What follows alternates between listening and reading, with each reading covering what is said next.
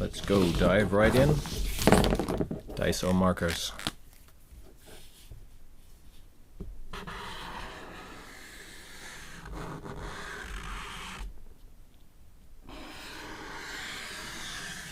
Super thick line.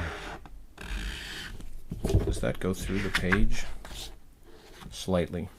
And this is pretty thick paper, so...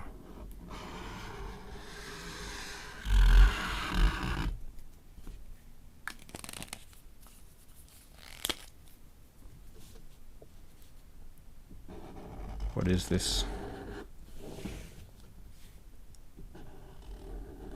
Something looking over the edge there.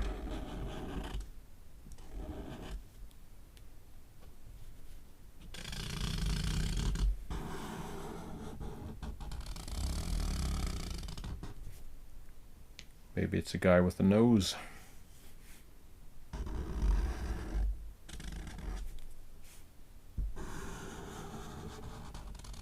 I'm starting to notice these markers they do have a smell to them. So, use in a well-ventilated area, I guess.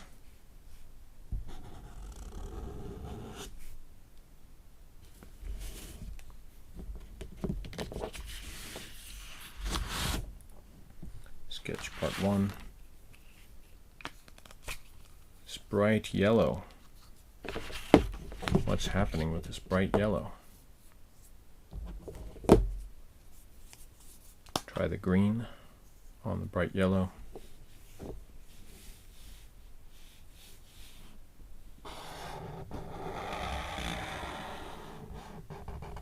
I see color's not quite as dark here. Waves.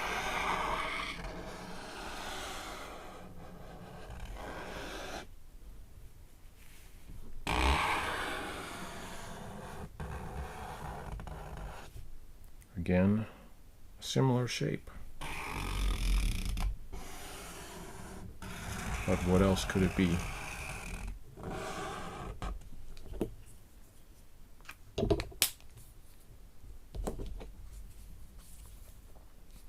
Try the blue.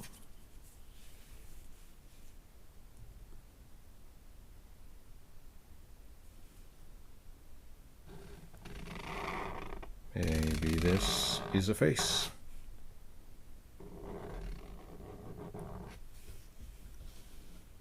It's a mouth of kind of monster face here. Big ambivalent expression mouth here. And chin is going down.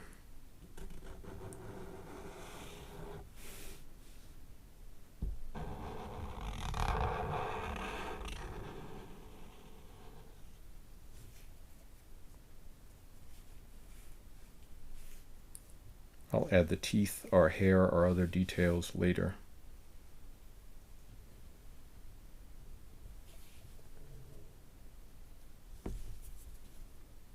Wouldn't it be interesting, though, if there's this other face looking at face number 1, and the other face kind of seems like a separate being here, but they're actually joined. They're connected by this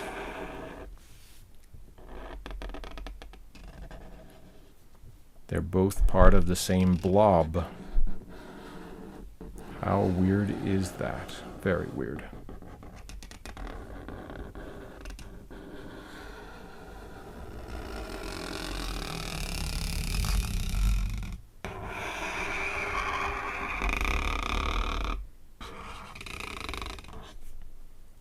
With philosophy, they say, think that we're all interconnected, and maybe this is an example of that. Maybe I'll write that up here. But before I add the complicated philosophical elements to this picture, I gotta remember I'm just testing out markers for a while.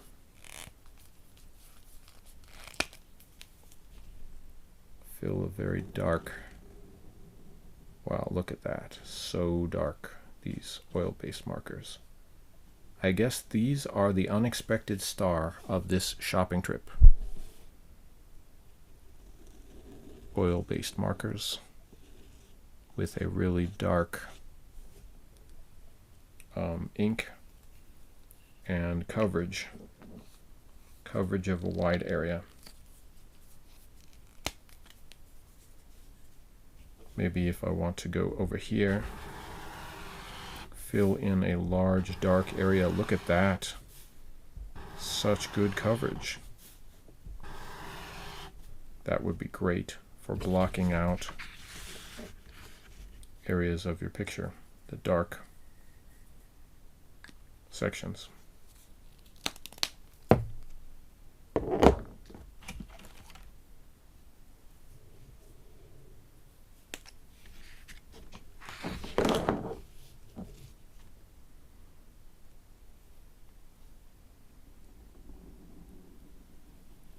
Adding more details to his eye because, as you know, the eyeball is round, but then the edges of the eye, shaped by the eyelids and other parts, may appear to have a different shape.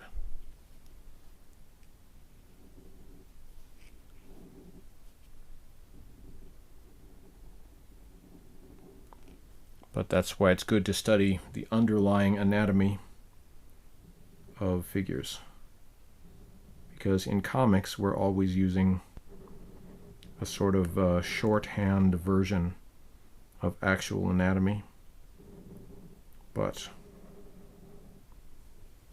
at least you want to understand the basis for real anatomy, because that is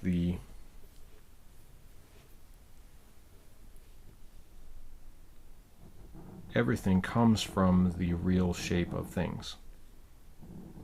And if you don't understand real anatomy, you won't be able to really do detailed expressions or other things. So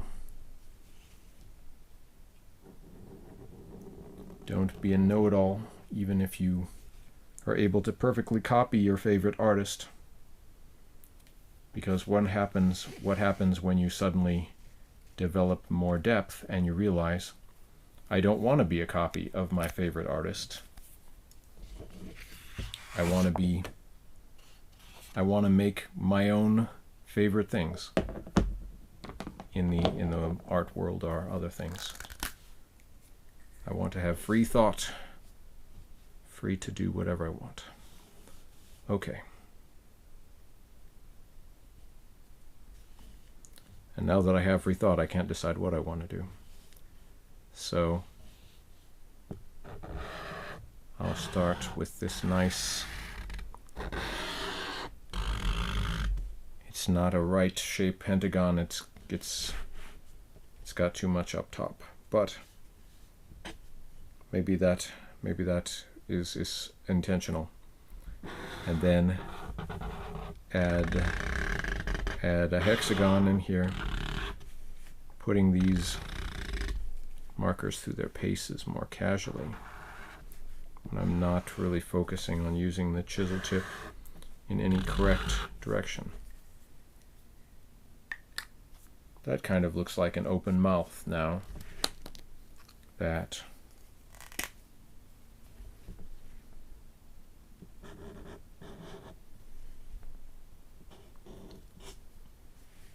I add a mouth, and he's shouting aloud.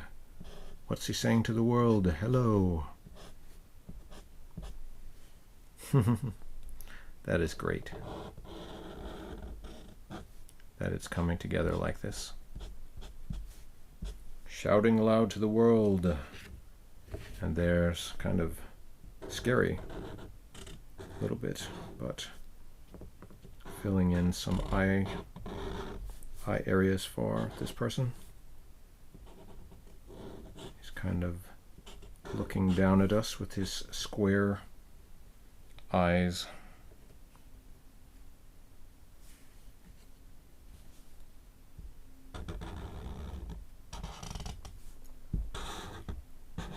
now has some sort of geometric arms coming out here, and just these claw-like hands with only 4 fingers, because there's, you could assume maybe one of them is behind that hand. And then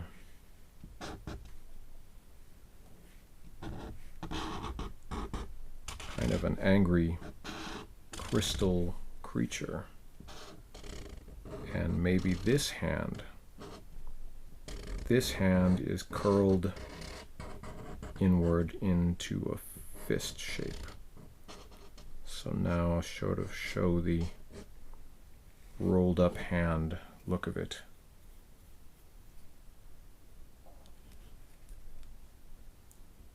What's going on down here?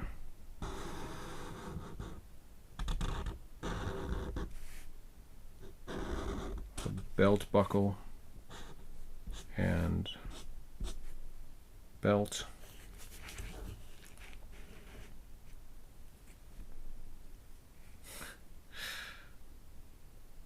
I'm not sure if I like this creature, but you don't have to. Don't put your preconceived ideas on your random sketches, right? Just keep sketching, adding a hexagon shape here behind everything, and then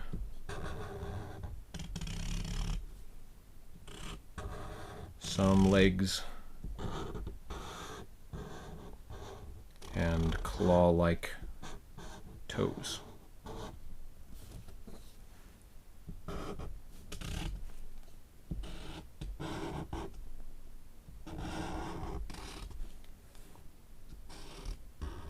It's an angry monster from some other planet or something, but who knows?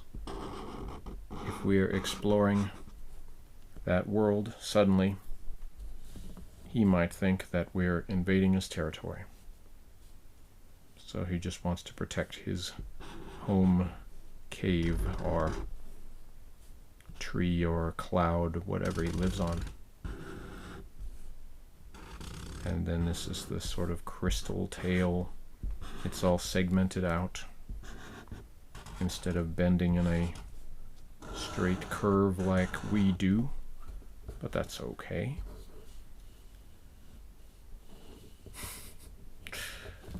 Funny beast. Funny, slightly scary beast.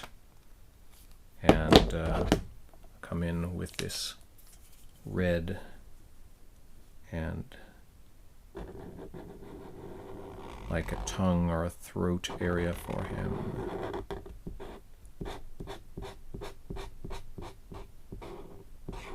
There's a red zone, and perhaps the eyes are red.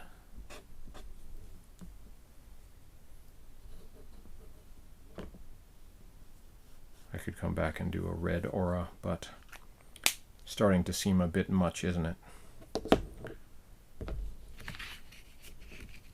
Come back to one of my other doodles here, the green one.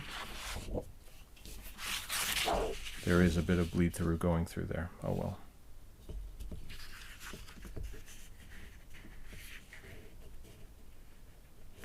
That looks like a nose, but it also kind of looks like another hand. Another. It's fun to do overlapping weirdness pictures. I like to do these abstracts.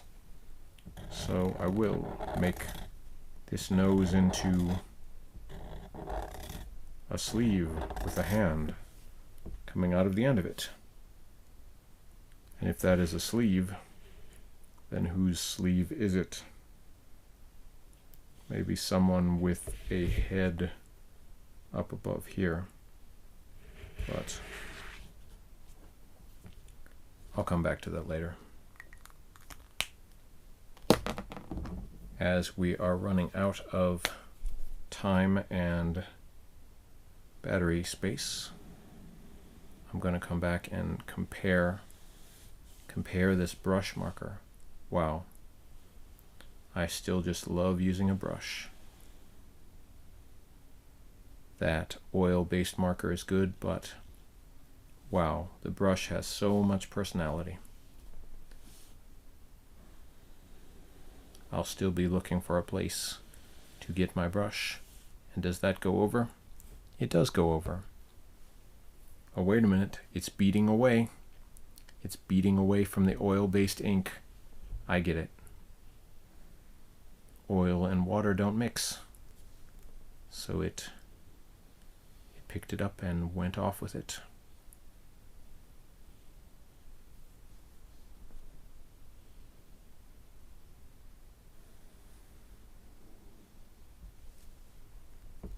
Looks like another creature is coming out from behind this first guy, doing something else.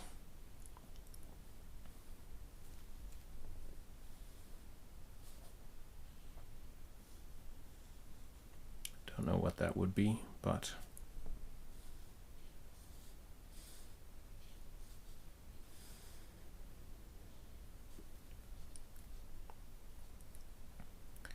can be very relaxing, just very relaxing to just add a bunch of lines. One thing that a brush mark isn't going to excel at is cross-hatching.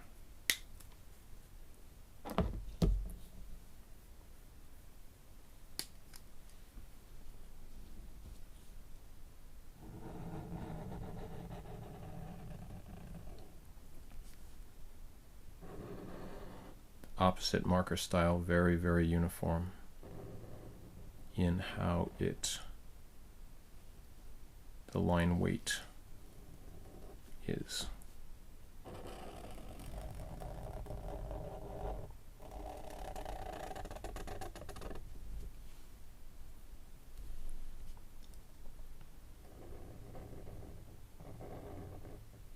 Going to be a bird.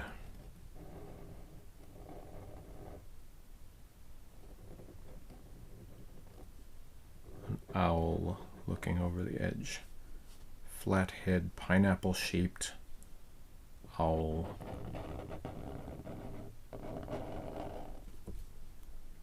Waving its wing feathers downward.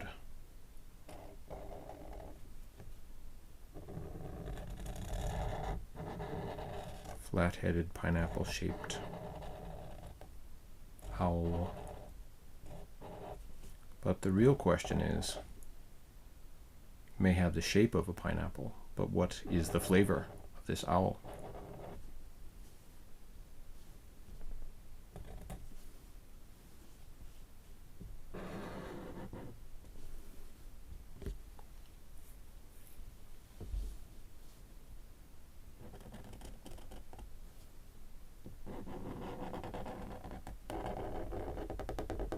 Sometimes the lines will find their own direction. And all I have to do is sort of go along with where they seem to be guiding me to go. They're traveling along the paper. It's like a map. And we are filling out the map with a bunch of possible destinations, or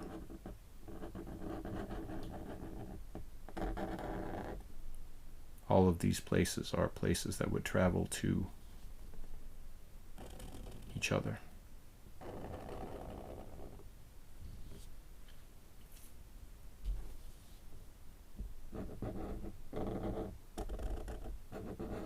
Can be interesting to outline shapes you did before with an even darker black.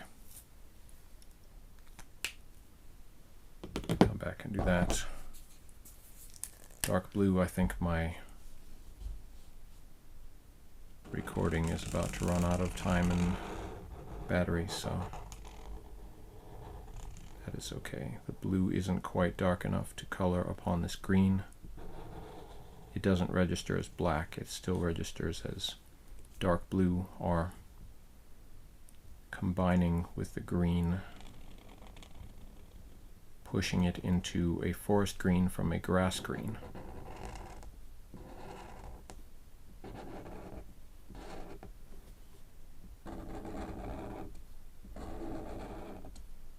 art